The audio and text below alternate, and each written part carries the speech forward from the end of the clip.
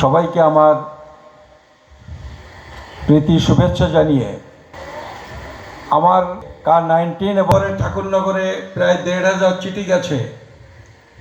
সেই চিঠিগুলোতে বলেছে ভোটার তালিকা থেকে নাম কেটে দেবে। ২০ ফেব্রুয়ারি চিঠিটা সই হয়েছে, বলেছে ২৭শে ফেব্রুয়ারির মধ্যে নাগরিকত্বের প্রমাণপত্র নিয়ে অফিসে হাজির হতে হবে, না হলে ভোটার তালিকা থেকে নাম কাটা যাবে। ১,৫০০ চিঠি সবে বিলি হয়েছিল। বিজেপি দল এটা জানতে পেরে তারা বিডিও অফিসে বলতে পারেন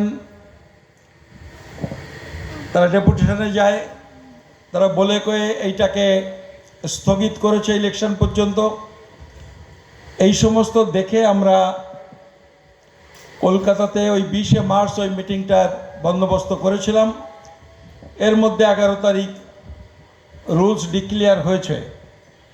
ফলে এইটা সবটা নিয়ে আমরা ওই সভাতে আলোচনা করব। সারা রাজ্যের মানুষ ওখানে অংশগ্রহণ করবেন।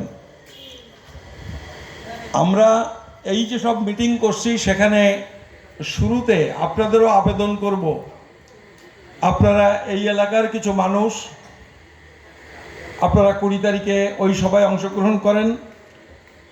অনেক বড় বড় মানুষ সেখানে অংশগ্রহণ করবেন, বড় বড় রাজনৈতিক নেতারাও অংশগ্রহণ করবেন। যে আমরা কিভাবে এই সমস্যার মোকাবেলা করব, কি দাবিতে আমরা রাস্তায় নামব, কেমন একটা নতুন আইন তৈরি করার দাবি জানাবো যাতে চিরতরে এই সমস্যার সমাধান হয়।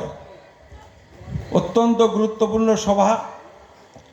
আমরা আশা করব আপনারাও বগুড়া থেকে যথেষ্ট সংখ্যায় মানুষ আপনারা সেখানে অংশগ্রহণ করবেন।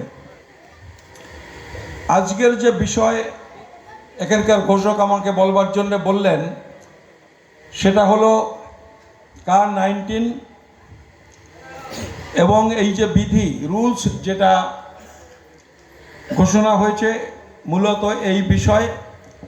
আর এই বিষয়টা সাধারণভাবে উদ্বাস্তু মানুষের যে নাগরিকত্বের সমস্যা, যে সমস্যা নিয়ে দীর্ঘদিন ধরে উদ্বাস্তু মানুষ, বিশেষ করে মতুয়ারা অন্তত ২০ বছর ধরে এই আন্দোলন আপনারা করছেন। সেই আন্দোলন একটু একটু করে যে আশঙ্কা ২০ বছর আগে মতুয়ারা করে আন্দোলনে সামিল হয়েছিলেন, সেই আশঙ্কা আজকে অত্যন্ত জটিল রূপ ধারণ করেছে। আর এই জটিল রূপ ধারণ করেছে দেখে আপনারা আতঙ্কিত হবেন না। আতঙ্কিত হওয়ার কোনো কারণ নেই। কারণ আছে, কিন্তু আতঙ্কিত হবেন না, কারণ তো আছেই। আপনারা অভিজ্ঞ মানুষ এখানে বসে আছেন।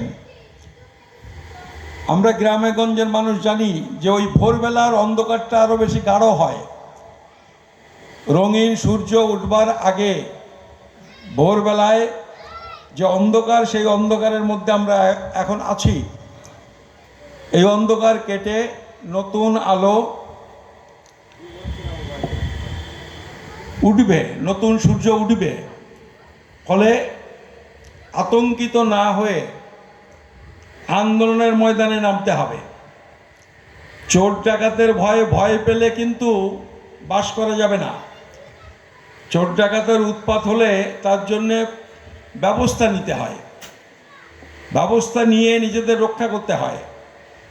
আমাদের এই যে আইনি সমস্যা হয়েছে, এটা দেখে ভয় পেলে হবে না। এটা মোকাবেলা করে নিজেদের সুবিধা মতো, উদ্বাস্তু মানুষের সুবিধা মতো একটা আইন পার্লামেন্টকে দিয়ে তৈরি করে নিতে হবে। এই লড়াইটা লড়তে হবে। এই লড়াইয়ে সবাই অংশগ্রহণ করুন। এই আবেদন রেখে আমার বক্তব্য আমি শুরু করছি। নানান রকমের প্রশ্ন আমাদের সামনে আসছে। আজকেও আমরা এখানে পাশের বাড়িতে আধা ঘন্টা বসেছিলাম। সেখানেও কেউ কেউ বলছিলেন যে আমাদের সমস্যাটা কি। আমাদের সমস্যাটা কি যে আমরা আন্দোলন করব, দাবি জানাবো, এই কথাটা তিনি বলছিলেন। তা আমি আমার বক্তব্যটা সেখান থেকেই শুরু করি। আমার হাতে একটা বই আছে, এই নাগরিকত্বের সমস্যা নিয়ে ঠাকুরবাড়ি এই যে মিটিংয়ে গেছিলেন, প্রধানমন্ত্রী মনমোহন সিংয়ের সাথে দেখা করেছিলেন, তার একটা ছবি। পরে আমি একবার আরও কিছু এমপি নিয়ে প্রধানমন্ত্রীর সাথে দেখা করেছিলাম, তার একটা ছবি, এবং এই বিষয়টা নিয়েই বইটা। আমি আপনাদের ছোট্ট করে 2-3টে ইনফরমেশন বলি, তাহলে সমস্যাটা আমরা বুঝতে পারব। কারণ কোনো রাজনৈতিক দল বলছেন আপনারা তো নাগরিক, আপনাদের ভোটার কার্ড আছে, রেশন কার্ড আছে, এর দরকারটা কি বলছে কোনো একটা রাজনৈতিক দল। আবার কোনো রাজনৈতিক দল বলছে এই তো আমরা K-19 করেছি, আমরা আপনাদের নাগরিকত্ব দিয়ে দেব। এই সব কথা, এই দুই রাজনৈতিক দলের কথাই কিন্তু আমরা অন্তত ভরসা করতে পারছি না, বিশ্বাস করতে পারছি না। তারা যা বলছেন তাতে আশ্বস্ত হতে পারছি না। কেন পারছি না সেইটা একটুখানি 2-4টে কথা বলি, শোনেন। আপনারা যারা ঠাকুরবাড়ির সাথে যোগাযোগ আছে, পুরনো মানুষ, তাদের কারুর মনে থাকতে পারে আমরা যে আন্দোলন করেছিলাম ঠাকুরবাড়িতে, 7 দিন অনশন করেছিলাম। আপনাদের গাড়াপোতারও এক মাস্টারমশাই আমাদের সাথে অনশন করেছিলেন। এখানে আর একজন গোসাই ছিলেন, এরা মোটামতো গোসাই কি যেন সমীর গোসাই অনশন করেছিলেন। এই অনশন শেষ হতে হতে আপনাদের মনে আছে সুনামি হয়েছিল। আমি যখন, আমাকে বড় মা পাঠিয়েছিলেন সুনামিতে, যে সেখানকার মতুয়ারা কীরকম আছে, আমাকে একটা চিঠি লিখে উনি পাঠিয়েছিলেন। আমি 2 মাস থেকে সেখানে ওই রিলিফের কাজ করেছিলাম। আমি যখন ফিরে এলাম, ফিরে এসেই দেখি উড়িষ্যা থেকে বহু লোক ঠাকুরবাড়িতে এসে 4-5 দিন ধরে অপেক্ষা করছিলেন। বড় মা থামিয়ে রেখেছিলেন, বলেছিলেন সুকৃতি কাল পরশু জাহাজ ধরবে আন্দামান থেকে।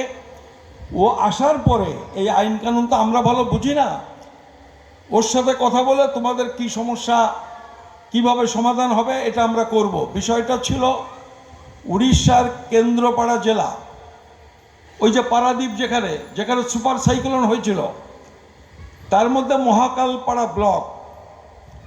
ওই মহাকালপাড়া ব্লকে 1551 জনকে নোটিশ ধরিয়েছিল, 1551 জন। তার মধ্যে একজনও কিন্তু মুসলমান নয়, 1551 জনই নমশূদ্র। তারা 1951 সালের প্রথম যারা পুনর্বাসন পেয়েছিলেন তারা। ওই সাইক্লোনে তাদের সব কাগজপত্র চলে গেছে। মহাকালপাড়া ব্লকে জল ঢুকেছিল সাইক্লোনে, 30 ফুট উঁচু হয়ে এসে জল ঢুকেছিল। কারোর কিছু রাখা সম্ভব ছিল না, বহু মানুষ মারা গেছিলেন, আপনারা জানেন 90-এর দশকের ঘটনা। সেখানে নোটিশটা ধরিয়েছিল, তার ভাষাটা শোনেন। ভাষাটা বলছে, দি স্টেট গভর্নমেন্ট, মানে Orissa state government do hereby direct নির্দেশ দিচ্ছে কাকে? ভবেশ বিশ্বাস, সন অফ সুধীর বিশ্বাস। ভবেশ বিশ্বাস সুধীর বিশ্বাসের ছেলে। এ বাংলাদেশি ন্যাশনাল, সে একজন বাংলাদেশি নাগরিক, at present residing in the district of Kendrapara, বর্তমানে কেন্দ্রপাড়া জেলাতে বসবাস করছেন। Should quit India within 30 days from the service of this letter. Bharat ছেড়ে চলে যেতে হবে। এই নোটিশটা, যে নোটিশ পাঠিয়েছে, পাওয়ার 30 দিনের মধ্যে, otherwise he will be deported, না হলে তাকে বহিষ্কার করা হবে, পুশব্যাক করা হবে। দেখুন, কোনো কাগজপত্র দেখানোর সুযোগ দেয়নি, কার কি আছে না আছে দেখানোরও তোয়াক্কা করেনি। বলেছে নোটিশ পাওয়ার 30 দিনের মধ্যে দেশ ছেড়ে চলে যেতে হবে, না হলে পুলিশ বিএসএফ দিয়ে দেশ থেকে বের করে দেবে। নোটিশের তারিখ কত? 4 ডিসেম্বর 2004। তারিখটা খুব গুরুত্বপূর্ণ। ভাস্কর, 4 ডিসেম্বর, দেখো 4 ডিসেম্বর 2004। ওই যে ঠাকুরবাড়িতে যে আন্দোলন শুরু হয়েছিল, সেই আন্দোলন হয়েছিল যে আইনের বিরুদ্ধে 2003 সালের, সেইটা কার্যকরী হয়েছিল রাষ্ট্রপতির অনুমোদন নিয়ে, কার্যকরী হয়েছিল 3রা ডিসেম্বর 2012 সালে। আর এই নোটিশটা দিয়েছে 4 ডিসেম্বর। সরকার কার? উড়িষ্যায় কোন গভর্নমেন্ট ছিল? বিজেপি বিজেডি কোয়ালিশন গভর্নমেন্ট, বিজেপির সাথে। আমি কথাটা বলছি, বিভিন্ন রাজনৈতিক দল আমাদের নানা কথা বলে আমাদের বিভ্রান্ত করবার চেষ্টা করছে, যে কারণে এটা জানা দরকার। আমার কোনো দলের বিরুদ্ধে বলার নয়, আমার তথ্যটা শুধু আপনাদের জানানোর। এইটা হওয়ার পরে বড় মা আবার আমাকে এখানে পাঠিয়েছিলেন। আমি 3 মাস ওই এলাকায় থেকে একটা আন্দোলন গড়ে তুলেছিলাম, যে কারণে ওই মানুষগুলোকে ডিপোর্ট করতে পারেনি, পুশব্যাক করতে পারেনি, কিন্তু নোটিশগুলো প্রত্যাহার হয়নি। 3 জন মাস্টারমশাই ছিলেন, আজও সাসপেন্ড হয়ে আছেন। এই লোকগুলোর ভোটার তালিকা থেকে নাম কাটা গেছে 1551 জন, এবং তার পরিবারের লোক আজও ভোটার তালিকায় নাম ওঠেনি। তার কেউ কেউ ওখান থেকে অন্যান্য জায়গায় চলে গেছে এই সমস্যার কথা ভেবে, যে এই সমস্যার মধ্যে বাস করব কি করে। ফলে যারা বলছেন আমাদের সমস্যাটা কি, সমস্যাটা এইভাবে বুঝুন। আন্দোলনটা হয়েছিল বলে সেটা স্থগিত হয়েছে।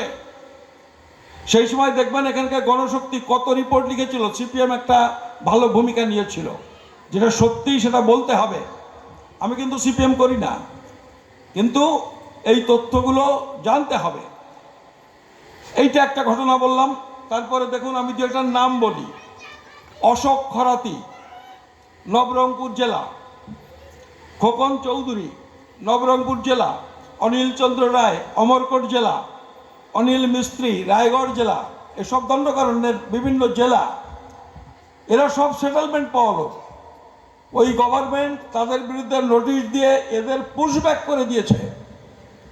বেনাপোল সীমান্ত দিয়ে পুশব্যাক করলে বাঙালি মানুষ কি ঝামেলা হয়, ওদের ধরে নিয়ে গিয়ে আসাম সীমান্ত দিয়ে পুশব্যাক করে দিয়েছে সব কয়জন নবশূদ্র। আমি অনেকগুলো নাম বলতে পারি। এটা আসামের ব্যাপারটা তো আপনারা সবাই জানেন, ওটা আর বলার দরকার নেই। এইবারে একটু আস্তে আস্তে বাড়ির কাছে আসি। আপনাদের যাত্রাপুর পঞ্চায়েতটা কোথায়? এর পাশেই কোনো জায়গায় যাত্রাপুর পঞ্চায়েত। যাত্রাপুর পঞ্চায়েতে এইটা হচ্ছে 24 ফেব্রুয়ারি 2006 সালের আনন্দবাজারের রিপোর্ট। লিখে নিন, 2024 সালের 2রা ফেব্রুয়ারি আনন্দবাজারের রিপোর্ট। না ভুল বললাম, হ্যাঁ ঠিকই বলেছি, 2006-এর 24 ফেব্রুয়ারি আনন্দবাজারের রিপোর্ট। কৃষ্ণনগরের যাত্রাপুর পঞ্চায়েতে 340 জনের বিরুদ্ধে গ্রেপ্তারি পরোয়ানা জারি হয়। তারা দীর্ঘকাল ঘর ছাড়া ছিলেন। পুলিশ ওইসব গ্রামে অত্যাচার চালায়। অনন্ত দেবনাথ, মহাদেব মণ্ডল, বিরাট মণ্ডল, রাধিকা বিশ্বাস, মানিক দেবনাথ, এই সমস্ত ব্যক্তিরা সেখানে অত্যাচারের শিকার হন। আনন্দবাজারের একটা হেডিং আপনারা মনে করতে পারেন কিনা? হেডিংটা ছিল 4 বছরের অনিতা দেবনাথের ভাতের থালায় পুলিশ কেরোসিন ঢেলে দিয়েছে। মনে আছে কারুর এইগুলো? আপনি বলছেন মনে আছে? এইটা আনন্দবাজারের হেডিং ছিল। ওদের ধরতে এসেছিল যাত্রাপুরে, বাড়ি থেকে পালিয়ে গেছে। ওই বাচ্চাটা ভাত খাচ্ছিল, কাউকে ধরতে না পেলে পুলিশ পাশে কেরোসিন ছিল, ওই বাচ্চাটার থালায় কেরোসিনটা ঢেলে দিয়েছে। 2006 সালের 24শে ফেব্রুয়ারি আনন্দবাজারের রিপোর্ট। এই এলাকায় ধরপাকড় হয়েছিল কি হয়নি আপনারা কি জানেন? বলছে হয়েছিল এইসব ধরপাকড়। 9 জানুয়ারি আনন্দবাজার বলছে বলাগড়ে, হুগলির বলাগড়ে 80 জনের বিরুদ্ধে গ্রেপ্তারি পরোয়ানা বেরোয়। মনোরঞ্জন ব্যাপারী, সন্তোষ গোলদার, এরকম 7 জন গ্রেপ্তার হয়েছিল। পশ্চিম মেদিনীপুর গড়বেতা সিপিএমের পঞ্চায়েত সমিতির সহসভাপতি কমল শাহ গ্রেপ্তার হন। তার পরিবারের বাবলু শাহ, তুষার শাহ গ্রেপ্তার হন। তৃণমূল নালিশ করেছিল, তখন সিপিএম ক্ষমতায়, কিন্তু নালিশ করলে তো আইন মাফিক পুলিশকে ব্যবস্থা নিতে হবে, তারা গ্রেপ্তার হয়েছিলেন। বর্ধমানের ঘুষখোরা গোসাইরা, আপনারা তো জানেন এই মামলাটা বড় মা খরচ দিয়ে এই মামলাটা লড়িয়েছিলেন। মাস্টার জানো এটা? এই খরচটা বড় মা বহন করেছিলেন। কি হয়েছিল ঘুষখোরাতে? 85 জনের বিরুদ্ধে গ্রেপ্তারি পরোয়ানা। এটা 2009 সালের ঘটনা। গ্রেপ্তার হয়ে 9 মাস 7 দিন জেল কেটেছে, এখনো মামলা চলছে, আমরা মামলাটা জানি। গ্রেপ্তার হয়েছিল সুধাংশু বিশ্বাস, হরকান্ত বাড়ুই, কেশবলাল ছাড়া, এই সমস্ত লোক। আমি আপনাদের নদিয়া জেলার আর একটা উদাহরণ বলি, আমি পড়ে শোনাই। এটা হচ্ছে আনন্দবাজারের 30/3/2006 সালের রিপোর্ট। কি বলছে? পশ্চিমবঙ্গের মুখ্যমন্ত্রীর সচিবালয়, তখন সিপিএম ক্ষমতায়, বুদ্ধদেব বাবু, পশ্চিমবঙ্গে মুখ্যমন্ত্রীর সচিবালয় থেকে 423 জন উদ্বাস্তুর একটা তালিকা নদিয়ার পুলিশ সুপারকে পাঠানো হয়। 423 জনের একটা তালিকা পাঠায় মহাকরণ থেকে, পাঠিয়ে বলে তদন্ত করে ভারতীয় নাগরিক কিনা এই 423 জন তার রিপোর্ট দিন এবং উপযুক্ত ব্যবস্থা নিন। মাসখানেক পরে এসপি রিপোর্ট দিয়েছে রাজ্য সরকারকে, মুখ্যমন্ত্রীকে, বলছেন তালিকার অধিকাংশ মানুষের নাম ভোটার তালিকায় আছে, রেশন কার্ড আছে, কিন্তু তারা কেউ ভারতীয় নাগরিক নন। 45 জনকে গ্রেপ্তার করা সম্ভব হয়েছে। আমি অনেক আছে, আমি তালিকা দীর্ঘ করছি না। এটাতে কি বোঝা গেল? আমাদের ভোটার তালিকা, রেশন কার্ড আছে, আমাদের সমস্যা কি আছে না নেই? নালিশ হলে কোনো উপায় নেই, কারণ আমরা ভারতবর্ষের সংবিধান, ভারতবর্ষের নাগরিকত্ব আইন অনুযায়ী এই আমরা যারা বসে আছি তার অধিকাংশ মানুষ এই দেশে বেনাগরিক। আইন অনুযায়ী কিছু বলছে না, চলে যাচ্ছে। আমাদের দৈনন্দিন অভিজ্ঞতায় আমরা বুঝি, পাসপোর্ট করতে গেলে বুঝি, কাস্ট সার্টিফিকেট করতে গেলে বুঝি, একজনের চাকরির অ্যাপয়েন্টমেন্ট আসলে যখন ডিআইবি এনকোয়ারিতে আসে তখন বুঝি। ভোটার কার্ডটা দেখালেই তুমি নাগরিক বলে মেনে নেয়? রেশন কার্ড দেখালে নাগরিক বলে মেনে নেয় না। আরও এ কাগজ দাও, সে কাগজ দাও, নানান কাগজ চাইতে এক জায়গায় গিয়ে বলে পয়সা করি দাও।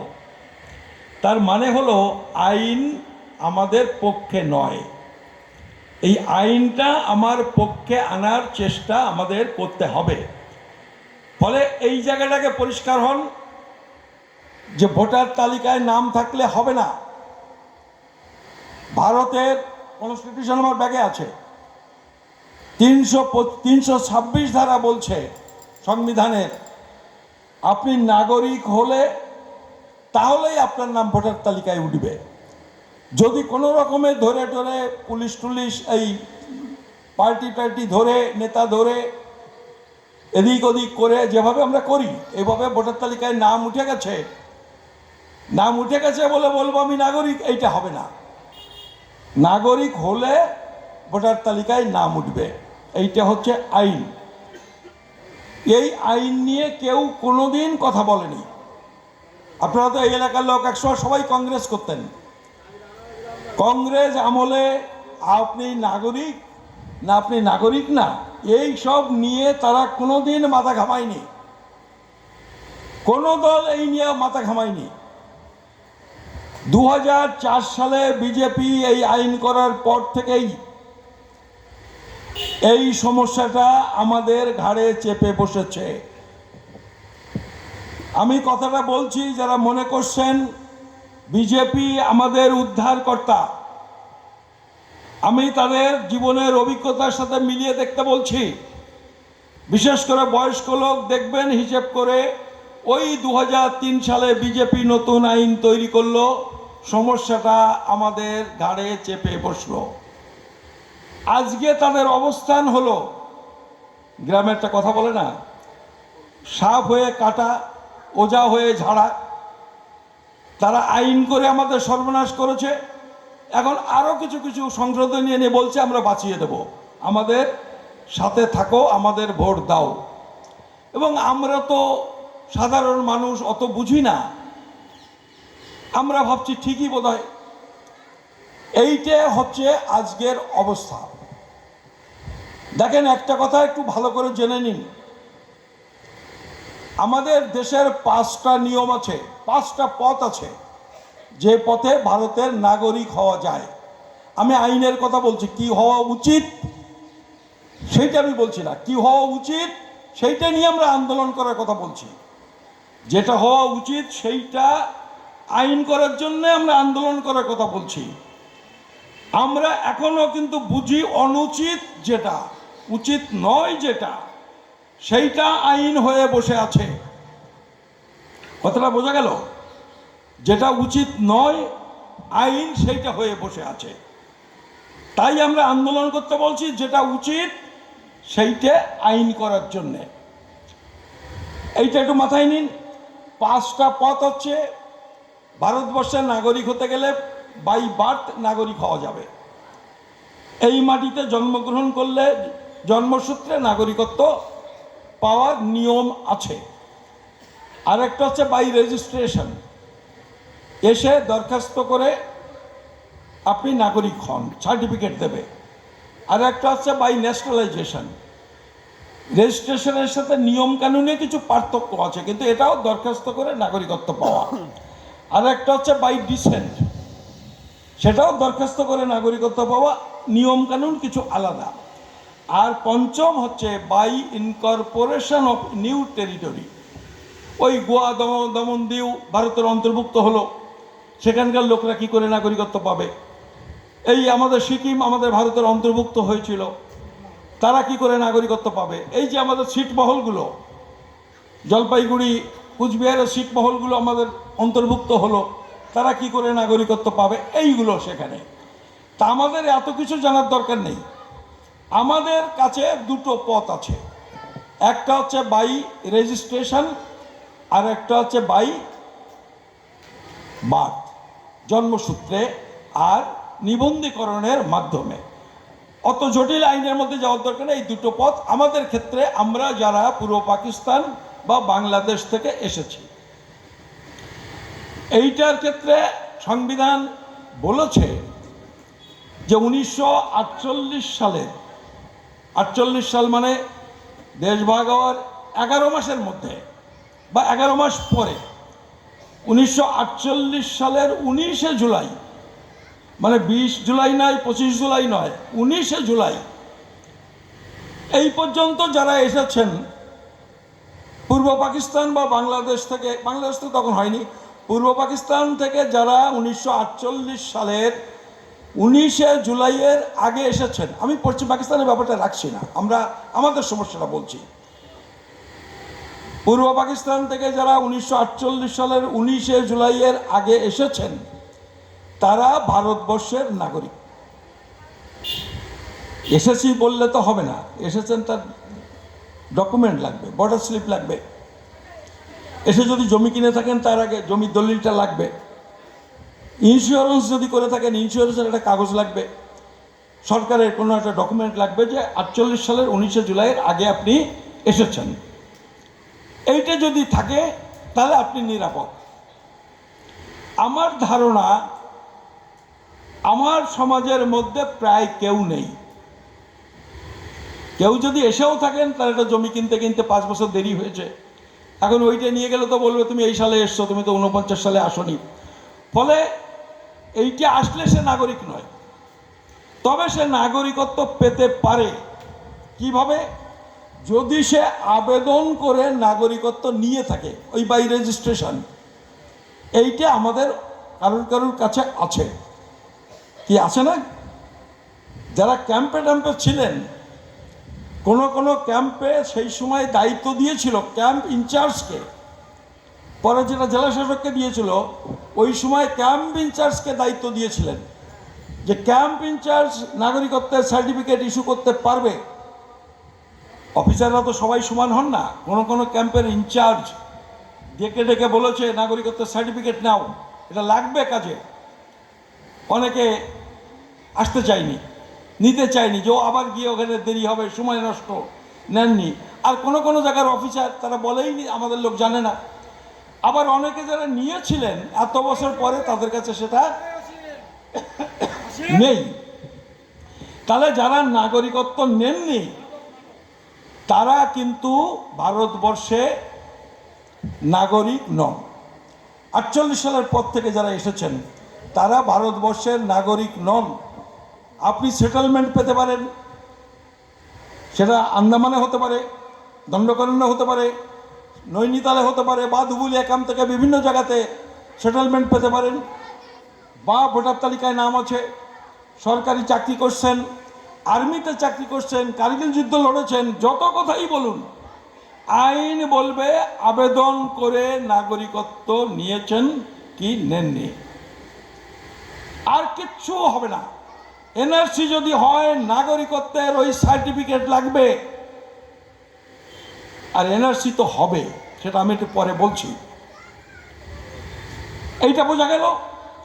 কিন্তু আমাদের পরিবারে দুই ধরনের মানুষ আছেন, আমরা যারা বাংলাদেশ বা পাকিস্তান থেকে এসেছি, আর আমাদের ছেলে মেয়ে যারা এই মাটিতে জন্মগ্রহণ করেছেন। তাই তো? এরকম তো আমরা যারা এসেছি বয়স্ক যারা, আর তাদের ছেলে মেয়ে এই মাটিতে যারা জন্মগ্রহণ করেছেন। এই মাটিতে যারা জন্মগ্রহণ করেছেন তাদের নাগরিকত্বের নিয়ম আলাদা। কি সেটা?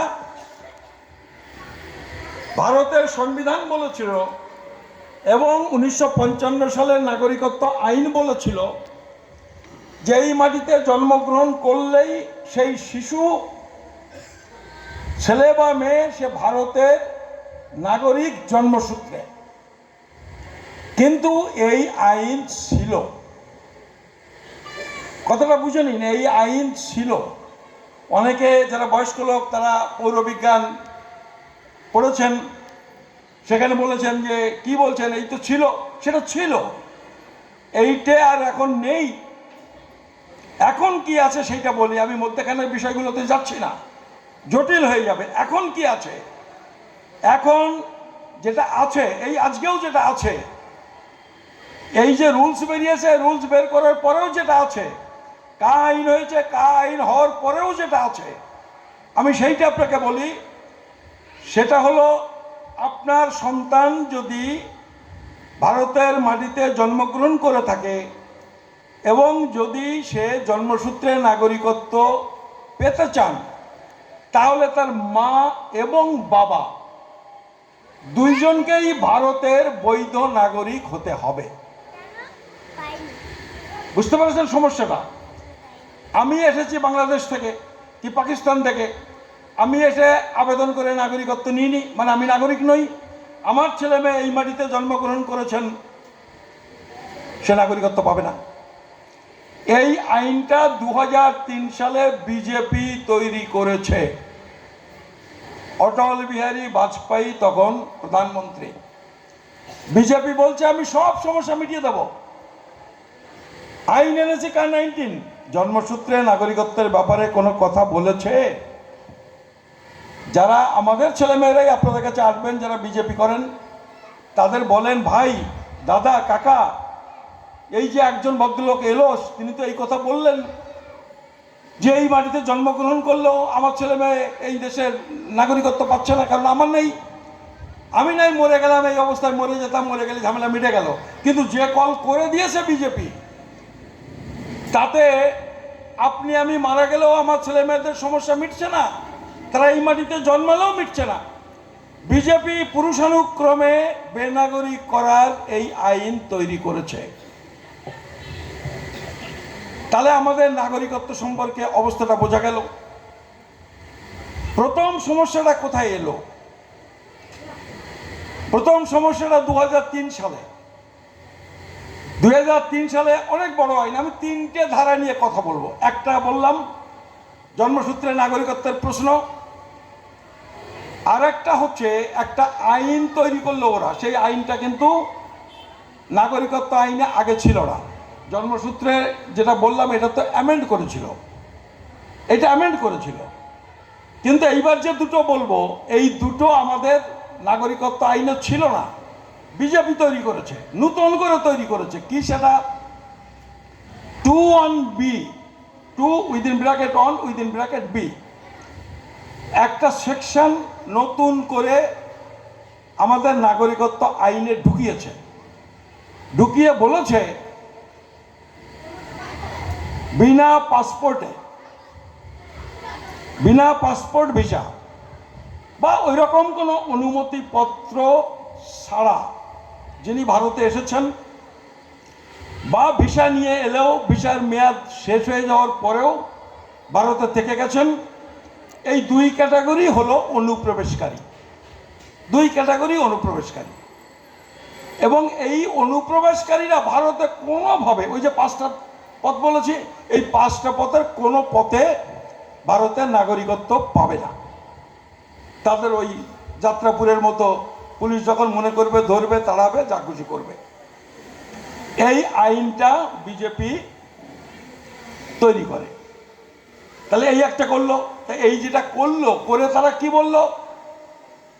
বলে তারা বগুলা এলাকায়, মসলন্দপুর এলাকায়, হেলেঞ্চা এলাকায় বলেছে আমরা একটা আইন করেছি, সেই আইনে মুসলমানরা অনুপ্রবেশকারী আর হিন্দুরা কি বলেছিল মনে নেই?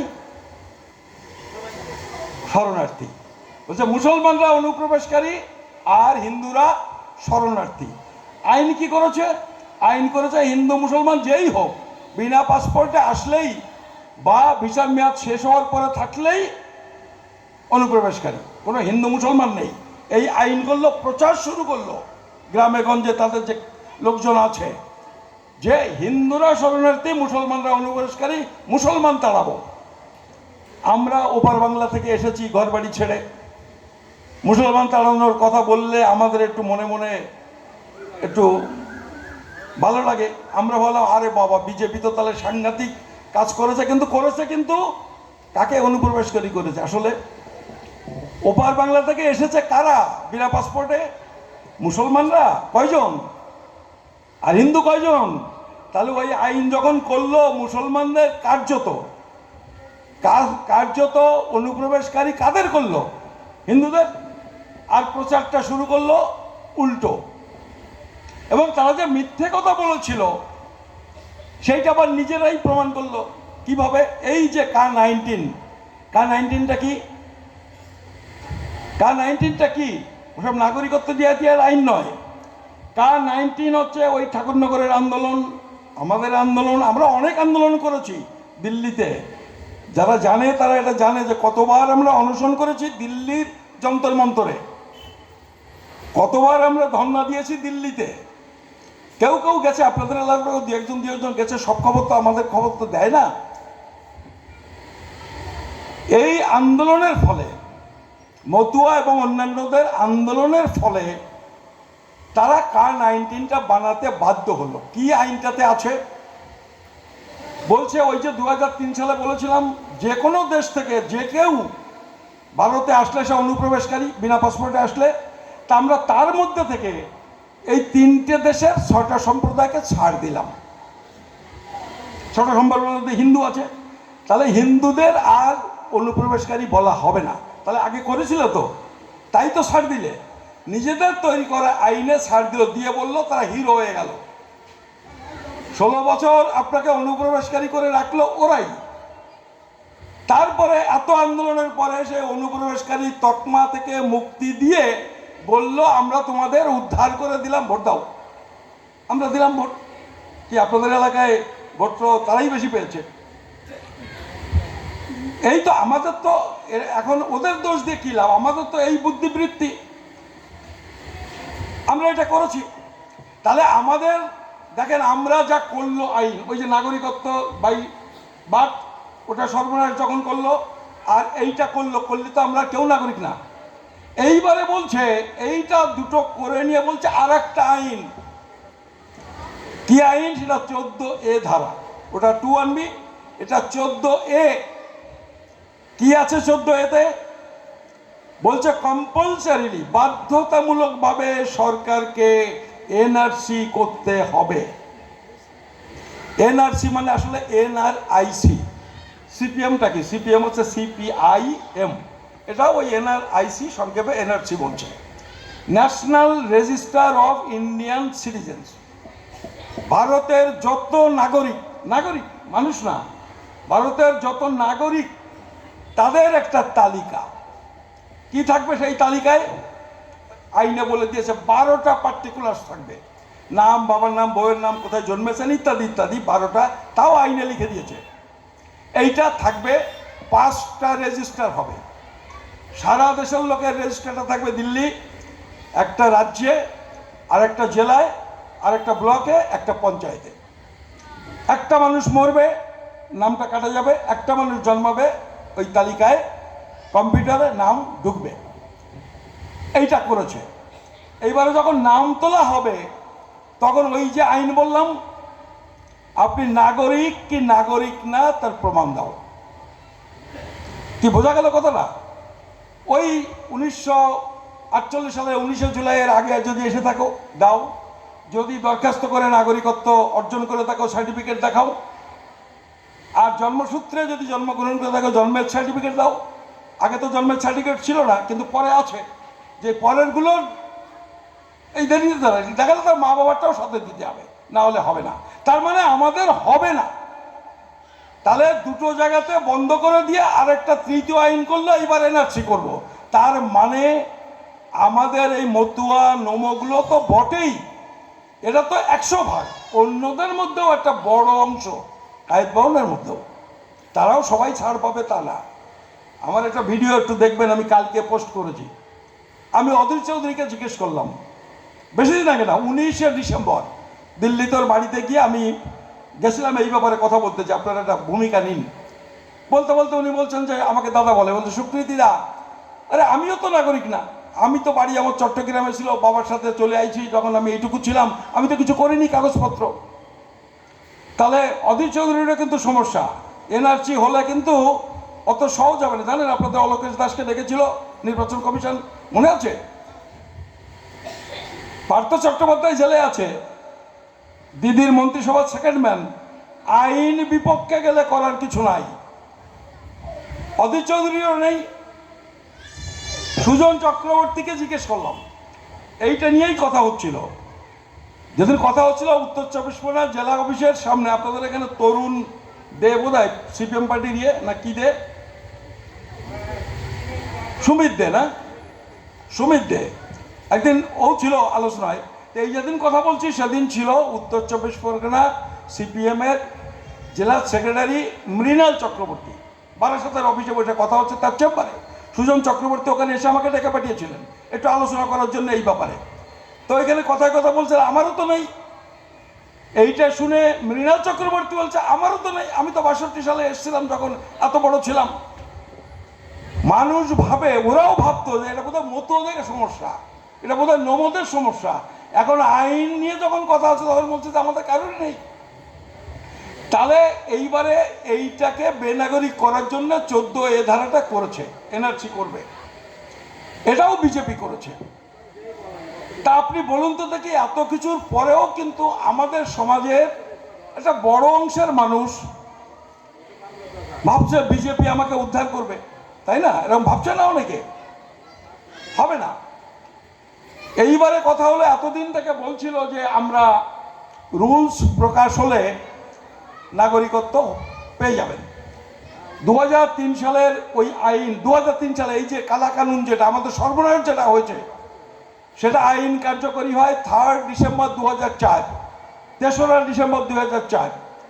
আর রুলস কবে হয়েছিল জানেন? 10 ডিসেম্বর 2004। কয়দিন লেগেছিল? 7 দিন। 7 দিনের মধ্যে রুলস হয়ে গেছিল। ওইটা হচ্ছে সর্বনাশ করার দলিল। 7 দিনের রুলস হয়েছে। আর যেটাই বলছে উদ্ধার হবে আমাদের লোকজন, কার-19 রুলস হতে কতদিন লাগলো? 4 বছর আর অর্ধেকটা 4.5 বছর। কেন? আমরা প্রথম থেকে বলছি রুলস যদি বেরোয় 1 বছরের মধ্যে প্রত্যেকটা গ্রামের সাধারণ মানুষ বুঝে যাবে এই আইনে নাগরিকত্ব হয় না। আর যখন বুঝে যাবে এই আইনে নাগরিকত্ব হয় না, ভোট দেবে না। যে কারণে তারা রুলস প্রকাশ করতে সাহস পায়নি। এখন ইলেকশনের আগে রুলস প্রকাশ করে দিয়ে বলছে এই তো করে দিলাম। রুলস প্রকাশ হয়ে গেছে, তারপরেও শান্তনু ঠাকুর বলছে কোনো কাগজ লাগবে না। বলছে না? রুলসে বলে দিয়েছে, লিখে দিয়েছে কি কি কাগজ লাগবে। 2014 সালের আগে আসলে কটা কাগজ লাগবে, কটা কাগজের লিস্ট দিয়েছে? 20টা কাগজের লিস্ট দিয়েছে। বলেছে এই 20টার মধ্যে একটা আপনার থাকতে হবে। সেটা খুব কঠিন হবে না, অধিকাংশ লোক পাবে। কিন্তু ওই যে আইনে বলেছে 3 দেশের একটা দেশ থেকে আসলে ছাড় পাবেন। 2003 সালে বলেছে সারা পৃথিবী থেকে আসলে কিন্তু আপনি অনুপ্রবেশকারী। তার মধ্যে 3টে দেশ ছাড় দিয়েছে, মাত্র 3টে দেশ। তা আপনি যে 3টে দেশের কোনো একটা থেকে এসেছেন কিনা তা যদি প্রমাণ না দেন, তাতে অফিসার সই করবে? মোদির কাজ শেষ, অমিত শাহর কাজ শেষ, তারা আইন করে দিয়েছে। এবার দরখাস্ত কার কাছে করবেন? মোদির কাছে। মোদি সই করবে? অমিত শাহ সই করবে? এখন সই করবেন এই অফিসার বাবুরা। এই যে আমাদের তো এখানে অনেক অফিসার বাবু আছেন, এখন অফিসার বাবুদের কাছে যাবে, এখন তাদের কাজ। মোদি তো 24 সালের নির্বাচনে হয়তো বিদায় হবেন, কে আসবে কে যাবে সে তো, কিন্তু অফিসাররা থাকবেন, তারা বলবে আইনে বলেছে 3 দেশের এক দেশ, আপনি বলছেন বাংলাদেশ থেকে এসছেন, তা আমি কি করে বুঝবো বলেন দাদা? আমি তো চাকরি করি, বোঝেন তো? একটা কাগজ অন্তত দেন যে আপনি গোপালগঞ্জে আপনার বাড়ি ছিল, আপনি যে 7 পাড় থেকে এসেছেন, একটা কাগজ দেন। বলবে তো, নাকি বলবে না? ধরুন আমার এই যে মায়েরা আছেন, আপনার হাজব্যান্ড ওখানকার অফিসার, আপনি কি বলবেন, কি বুদ্ধি দেবেন তাকে? এই কাগজপত্র না দেখে কিন্তু সই করবে না, চাকরি চলে যাবে। তাহলে এইবারে বাংলাদেশের বাস করতেন, বাংলাদেশের নাগরিক ছিলেন, বলে দিয়েছে নট এ ডকুমেন্ট বলেছে, নট এ ডকুমেন্ট বলেছে। আমি দেখেছি, আপনাকে লাগবে না ওটা। নট এ ডকুমেন্ট বলেছে, এইটা এইটা এইটা নটা এর একটা দিন। হ্যাঁ, সেটা বলে দেবে, সেটা সেটা নয় পড়ে দেবে। নটা ডকুমেন্ট বলেছে। আমরা যেটা বুঝি এই নটা ডকুমেন্ট যারা 40 বছর 50 বছর আগে এসেছেন, কোত্থেকে দেবেন, কি করে দেবেন? কেউ নেই ওখানে, সম্ভব? আর দিলেন, ধরুন দিলেন, এবার অনেক জ্বালা আছে। ধরুন আমি তখন 10-এ পড়তাম, আমি না স্কুলে গিয়ে সেই এলাকায় যদি আমার কোনো আত্মীয় স্বজন বংশের লোক থাকে, একটা কাগজ নাই, ম্যানেজ করলাম। তা আমার ভাইটা তখন 4 বছর বয়স, 4, সে তো স্কুলে যায়নি, তা তারটা কী হবে? তার সার্টিফিকেটটা কেটে দেবে। আপনারটা যদি পেয়ে যায় ডকুমেন্ট তো নেই, 71 সালে সব গেছে। তা ধরুন সে তো স্কুলে যায়নি, তখন 4 বছর বয়স, তারটা কে দেবে? এটা প্র্যাকটিক্যালি এগুলো হবে না, প্র্যাকটিক্যালি হবে না। এইবারে আপনি দিলে এইটা যে আপনি একটা লেটার হেড বানিয়ে নিয়ে দিলেন কিনা তা ভেরিফাই হবে না কি? গভর্নমেন্টের কাছে কাগজপত্র দিলে ভেরিফাই হয় না? এগুলো আবার ভেরিফাই করবে, এবং সেটা জেপিসিতে বলেছে। জয়েন্ট পার্লামেন্টারি কমিটি যেটা হয়েছিল 30 জন এমপিকে নিয়ে, সেখানে মোদি সরকার বলেছে যে কাগজপত্র দিলে সেটা বাংলাদেশে এনকোয়ারি হবে সিদ্ধান্ত নেওয়ার আগে, এবং বিভিন্ন এজেন্সিস ইনক্লুডিং তারা সেখানে এনকোয়ারি করবে। এই এনকোয়ারি শেষ হবে কোনো দিন? এই এনকোয়ারি রিপোর্ট কোনো দিন আসবে? তার মানে বলছে দরখাস্ত করো, নাগরিকত্ব দেব, আবার ব্যবস্থা করে দিয়েছে যাতে নাগরিকত্ব না হয়। তো এই যে হবে না এটা বুঝতে আপনার 2-1 বছর টাইম লেগে যাবে। তো তার মধ্যে দুটো নির্বাচন পেরিয়ে যাবে, এই নির্বাচনটাও হয়ে গেল, এরপরে বিধানসভা নির্বাচনটা হয়ে গেল। একটা দল আর কতদিন থাকে ক্ষমতায়? 3টে 4টে 5টা নির্বাচন পার হলাম, আবার কি হয়ে গেল? আপনার কি হলো সে তাদের কি মাথা ব্যথা আছে? ফলে এইরকম একটা জায়গাতে আপনাদের সবাইকে বলছি, কাকিমা, এই বিপদটা এত বড় বিপদ, যে বিপদ আমরা কল্পনা করতে পারি না। আমরা রোহিঙ্গাদের কথা শুনলে আমরা, আরে রোহিঙ্গারা আমাদের দেশে ঢুকছে, একবার তাদের দুর্দশার কথাটা ভেবেছেন? তারা পুরুষানুক্রমে এক প্রজন্ম থেকে আর এক প্রজন্ম একটা দেশে বাস করত। সেই দেশের গভর্নমেন্ট বলেছে তোমরা নাগরিক না, বেরো বলে লক্ষ লক্ষ মানুষকে তাড়িয়ে দিয়েছে। কোনো দেশ তাকে জায়গা দিচ্ছে না, সব গভর্নমেন্ট তাকে ধরে জেলে পুষছে। আমি বলছি আমার দেশের স্বার্থ যেমন, তাদের কষ্টটা একটু বুঝুন। তা আমরা কিন্তু যে কাণ্ড হয়েছে, ওই রোহিঙ্গাদের মতো অবস্থা হওয়ার পথে চলে গেছি। ফলে এই জায়গাতে দাঁড়িয়ে একটা লড়াই দরকার। দেখুন কতটুকু আন্দোলন হয়েছে, কতটুকু আন্দোলন হয়েছে। ওই একটা 2010 সালে 28শে ডিসেম্বর দিল্লি, কলকাতায় একদিন গেছিলেন এখান থেকে কিছু লোক, আর ওই অনশন করেছিলাম আমরা কয়জন। আর তো ছোটোখাটো ছোটোখাটো ডাকলে, এই সেদিনও আমরা এখান থেকে গেছি, পদযাত্রা করেছি। সে গোসাই গেল কোথায়? ওই যে গোসাই বলছিল, রঞ্জিত গোসাই, ও আমার সাথে হেঁটেছে 350 কিলোমিটার। কয়জন? 15 জন লোক পাইছি। আপনাদের ওই গুরুচাঁদ মূর্তির সামনে আমরা পথসভাও করেছি, ছিল সেখানে এরা। ওই অনেক দূরে দূরে দাঁড়িয়ে চার দোকানে এরকম কান খাড়া করে 2-1 জন শুনেছে, কাছাকাছি কেউ যায় না, ভাবে যে নেতারা দেখে ফেলবে। কিন্তু এই লোকানোর জায়গা নেই। এই কয়টা লোক আন্দোলন করে কিন্তু বিজেপিকে বাধ্য করেছি, নিজের তৈরি করা আইন নিজেরা সংশোধন করেছে। নিজেরা তো অনুপ্রবেশকারী তকমা দিয়েছিল, তারাই তো সংশোধন। নিজের তৈরি করা আইন বিজেপি, মহাশক্তিধর নরেন্দ্র মোদী নিজেদের তৈরি করা আইন নিজেরা পরিবর্তন করতে বাধ্য হয়েছে। কতটুকু আন্দোলন? এমন কিছু আন্দোলন হয়নি। আপনারা নামুন, আমি বলছি এই যে সমস্যা, এই সমস্যা 1 বছরের মধ্যে মিটে যাবে। যখন মিটিং হবে আপনাদের বগুলা বাজারে, বেশি না 500 থেকে 1000 লোক একটু বিকেলবেলা হাঁটতে হাঁটতে চলে যান, মিটিং হচ্ছে শুনে আছি। 500-1000 লোক জমুক, হেলেঞ্চাতে মিটিং হবে, ওই বিকেলবেলায় ঘুরতে ঘুরতে 500-1000 লোক দাঁড়িয়ে 1 ঘন্টা একটু মিটিং শুনে আসুন, এইটুকু করুন। দেখুন 1 বছরের মধ্যে এই গভর্নমেন্ট আইন পরিবর্তন করে বলবে যারাই ভারতে বসবাস করেন, যারাই ভারতে স্থায়ীভাবে বসবাস করেন, তারাই ভারতবর্ষের নাগরিক। এই মর্মে একটা আইন তৈরি হয়ে যাবে, সব সমস্যা মিটে যাবে। কিন্তু এইটুকু তো করতে হবে। আমার বড় সমস্যা, আমি এবার বালিশের পরে মাথা না দিয়ে, মাথার পরে বালিশটা দিয়ে চোখ বন্ধ করে শুয়ে থাকলাম, সমস্যা মিটবে? তাতে সমস্যা মিটবে না। ফলে এই কথাগুলো আপনাদের বলবার জন্য এসেছি। আর এর সাথে আপনাদের অনুরোধ করব, আমরা 20 তারিখে যে এই ভাস্কর টাস্করেরা যাবে, এই 20 তারিখ 20 মার্চ হলে বুধবার 2:30টার সময় মৌলালী যুব কেন্দ্রে আমাদের মিটিং। এইটা নিয়ে ঠিক আমরা কি ডিসিশন নেব? 2014 ভিত্তিবর্ষ করার দাবি করব, না 18 করব, না 20 করব, না 24 করব, না বলবো যারাই এসে পড়েছে এবং এখানে স্থায়ীভাবে বসবাস করছে, ওই মেডিকেল ট্রিটমেন্টের জন্য যারা এসেছে তারা না, যারা এখানে বসবাস করছে তাদের সবাইকে নাগরিক ঘোষণা করে একটা আইন তৈরি করো। আমরা ওই আবেদন করে নাগরিকত্ব অর্জনের পথে যাব না। নাগরিক আবেদন করতে গেলে আগে আমাকে বলতে হবে আমি 7 পাড়ে জন্মেছিলাম, আমি বাংলাদেশি, আমাকে নাগরিকত্ব দেওয়া হোক। নাগরিকত্ব পাবো না কি পাবো তা ঠিক নেই, দেখে মনে হচ্ছে হওয়ার কোনো সম্ভাবনা নেই। এটা কি সম্ভব? এইভাবে দরখাস্ত করা যায়? চাই না। ফলে ওই পথে যাওয়া যাবে না, যে দরখাস্ত করার মধ্যে যাব না। আমরা এখানে আছি সাধারণভাবে সব অধিকার ভোগ করি।